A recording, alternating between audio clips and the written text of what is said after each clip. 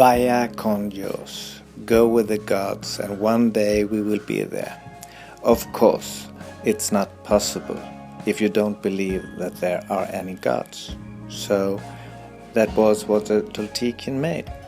They made a lot of gods, and they walk with them. Because you cannot go ahead, you cannot go to a future dimension that is higher level if you don't put some goal inside of your head. And putting the goal that you can go with the gods was a good goal for them, because they made them go more ahead, more consciousness was arising. So let's just accept the fact that there are gods, because if you don't accept the fact that there are gods in the universe, you cannot go there. You cannot go to higher levels. And of course we can call him God, or we can call him Allah, or we can call him whatever we like. Or as the Toltecan, they believe that the sun was the real God, the father, and the earth was the mother. So Gaia was the mother and the sun was the father. Anyhow, if you don't take it personal, you might join them and you will have a nice time together with them. The Toltecan people was putting up a lot of gods, so they have a lot of friends to play with. And you can also play with your gods. And it's an amusing pleasure to do that. And you will also one day be one of them. Yes, that is true. That is our mission. We have a lot of ways making wisdom in this world. We have the Indian way, we have the Buddhist way of making wisdom and making conscious and making arising. We have the African ways, like the Marabouts teaching us down in Africa. And of course we have the shamans of the northern countries, like in Sweden, in the north of Sweden we have the Lapons. And we have also a lot of wise people in China. So the wisdom will always stay there, and we will guard it through the fullness that we can see in front of our eyes in the Word, appearing here in front of us. We have a lot of fullness, but we have to accept it, because if there are no fullness, there will be no wisdom.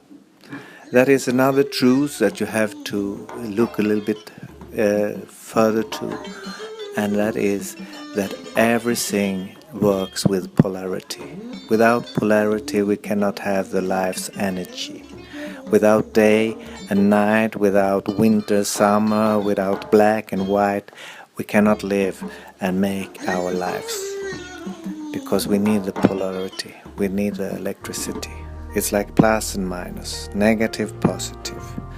So in this environment we have to live as human beings, and we have to cope to get the good balance of it.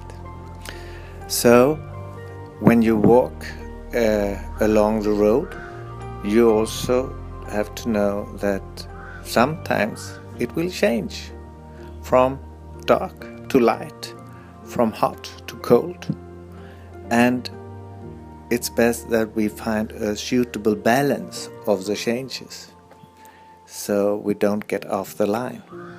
We don't get off from the electrical field. But we sometimes try to test the borders. Where is the borders of the energy? Where is the energy? Where to find it? Where to see it? And we can for that also see the invisible energy that is around you, exactly as the Buddhist people could see the aura around you, and the people who was near Jesus could at least imagine his energy field outside of him. So they put a little light outside his head shining. It was a good energy field. It was a good light, because energy, they will create light. Even if there are darkness, the darkness will create light. And that is good to know when you are in the dark side of the moon. We look on the environment and we can see colors, but there are more colors to see than that we know. I mean, the rainbow has more light or darkness in its border. And now through the techniques we can see 9. I mean, we can see the ultraviolet and we can see the infrared. And that we couldn't understand before. And we had a general opinion about that the earth was flat and on the sides it was just to fall off. And that was a strong belief before we understand other things that now we think is true. What I can see, perhaps others cannot see. And we have also the suffering for this. A lot of people have been suffering because they have making this progress to humanity, to make the frontiers, the borders of life a little bit bigger for us. The box will be bigger and bigger to live in, and the freedom will come successively. I mean, internet is a kind of making the freedom a little bit bigger for us. The freedom of getting the knowledge, but it's also having their problems, of course. The diseases of new conditions, new environment will kill people, and a lot of people will die because of internet. We don't know this today, but I know it. There will be many people dying because of the use of internet, but that is how it should be. And we don't have to worry because there will be new people born. Yes, of course. For every moment in life, there perhaps die 100 people and there will be born 200 people. So the humanity will go on and learning more and more about how to go with the gods and how to be with the gods. Because that is what we want to be. We want to be there. And of course we are a little bit afraid of them because they can make us dangerous, they can make us damaged, they can be angry at us. But the real gods, they don't get angry because they don't need to get angry. They just lead us, they just go along our sides, invisible. They have some helpers that also is like trainees. And they are going in other dimensions. And sometimes you can feel that you have an angel along your side. This is not new knowledge. It has been there for a long time. The angels was in our consciousness long before the Christianity. Yes, long before Buddha, long before Muhammad. And these people was and are today some kind of angels guarding or leading us through this process of evolution. But now, after 2012, it will be a new way of seeing and looking at things, and the religious part will fall a little bit aside. The religious part, then I mean the religions that has led us, the Christianity, the Islam, and so on. Of course they will have importance, but not in the way as it has now, and of course it will make some damage in the future also, but in the long run it will be benefit for the earth. And now we will have a new process, perhaps 2000 years ahead, with new things to learn, new things to develop. And don't take it for granted, because that is the third mission that we have in our way of rising up. We don't take things for granted, because for tomorrow this can be true or it cannot be true.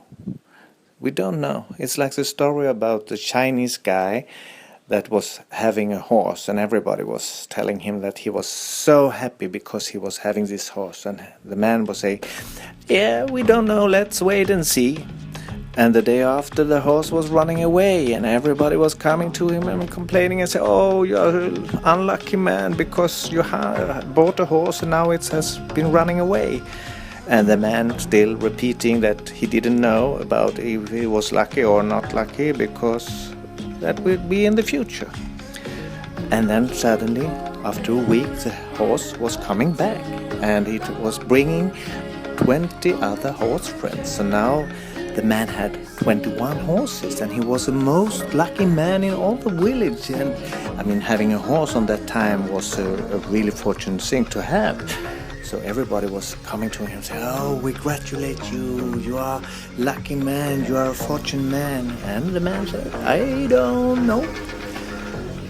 And of course, the son of the man was starting to ride horses and train the horses, but the horses was a little bit wild, you know. So they was pulling the boy out, and he was down on the ground, and he was damaged severe. He was broken his legs and something in the back, so he couldn't raise up, and he had to be invalid.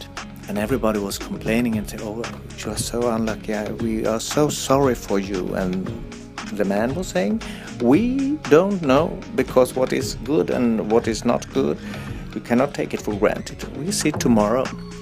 And after 1 month, the war in the province was breaking out, and every young boy had to go to be killed in the war, except the boy from the old man.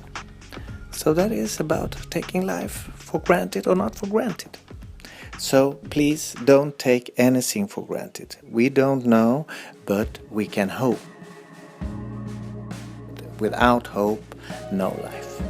So trust and believe, and then you build it up with small love, and the small love will give you also small hope for the future. Vaya con Dios. One day we will be there.